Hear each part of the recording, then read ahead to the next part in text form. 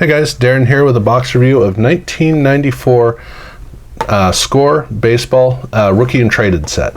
And this is a set, basically it's the Rookie and Traded, or basically their supplemental set that they'd been doing. They were doing it in packs here.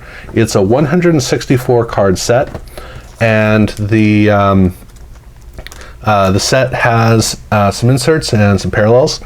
And the card design is kind of bold, very much of its time. It's okay. It's about as 1994 as you're going to get a card design to be. It's got some stars in it, so it does have Eddie Murray. It has Will Clark, and it has Rafael Palmeiro. Unfortunately, the main card in the set, okay, so it's got Will Clark, Eddie Murray, Pedro Martinez. There is a Manny Ramirez. I did not get a Manny Ramirez in any of the packs. The main card in the set is Jose Lima, and it is an SP card. It's a short printed card. I did not get that as well. Other than that, there's not a lot of value in the cards, but the set is built in basically two halves. So you have all the veterans like Deion Sanders here, and then you get to a point where it switches to, right here at cards 70 to 71. The veteran cards are like this. They have a forward, straight up and down card back. And then the rookie cards, the front looks almost the same, except the name is very different in terms of how it's laid out. Almost unreadable. I mean, the first name you cannot read at all. The last name is tough to read. And then on the card back, it is horizontal, and they very conveniently did the same thing with the name, which doesn't make it much more easy to read. So Billy Taylor, great. But like with Hamlin here, you look at it, and I guess that's Bob. I'm just kind of assuming that that's the way that his name reads. It was kind of tricky as I was going through, because I was trying to figure out who these prospects were, and I could rarely ever read their name. So it's kind of an unfortunate quirk to it. And then they have at the end, they have an AL checklist and they have an NL checklist as well. So two separate checklists of this 165 card set. And there are a couple of veteran cards that show up here within the rookies, two of them. And so it's weird where you're going through all the card backs are the same, and then all of a sudden there's Daryl Boston, and then again up a little bit further you're going through all these, and then all of a sudden there's Greg Colburn. So I don't know why these two cards show up with all the rookies, but that does kind of throw off the set overall, which is kind of an interesting quirk. But every pack also comes with one gold card. So one gold card per pack, and I got Eddie Murray, Delino DeShields, Dave Henderson, Julio Franco, some pretty good ones. I got none of the serious cards in the gold. There are a couple of them that are really big. So the best one I got was Eddie Murray. That was it. The gold cards have on the back, they just have Gold Rush here, but otherwise it is just a solid gold treatment of the front. It's all chrome. But every pack came with cards stuck together, and almost every single card there was a lot of damage to the cards, mostly the rookies, interestingly. So the way the pack was built, the rookies were on top, the veterans were on the bottom, and the rookies tended to get stuck together, and then the fourth, it was either the fourth or fifth card was always the gold card. And the gold card, interestingly, because of the finish, I guess, almost never got stuck to the card on top or on the card on the back.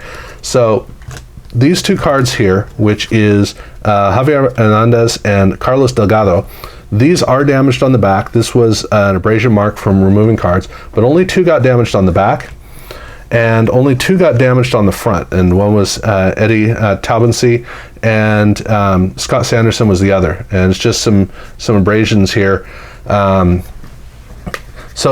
These came out pretty well, but as a result of it, these are the cards that are damaged on, I believe it's on the front. Let's see, yeah, these are the cards damaged on the front, and Rafael Palmeiro, you probably can see, it was mostly down the middle. The first pack interestingly, there was a dot right about here, and it was like all the cards got pressed together, and almost every card got damaged with that dot.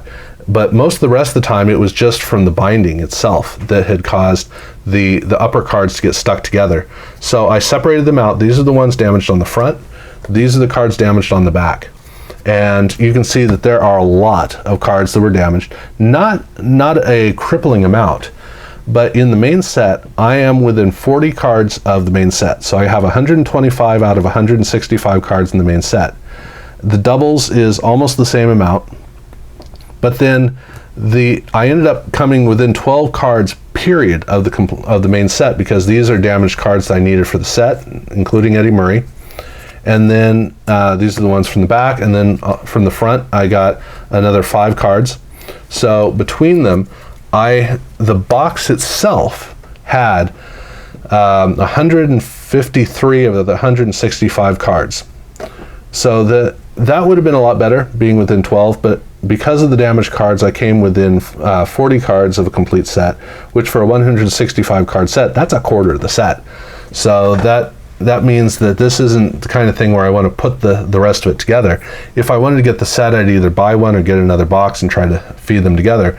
But most of the missing cards are the rookies. So it's either way, I'm hoping that the next box doesn't get damaged like this.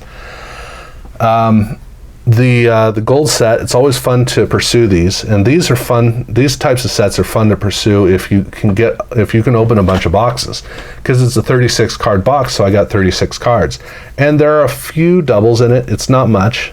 There's one, and there's another one, and so in the end, even if you factor in the damaged cards, I got I think 33 of the 36 cards.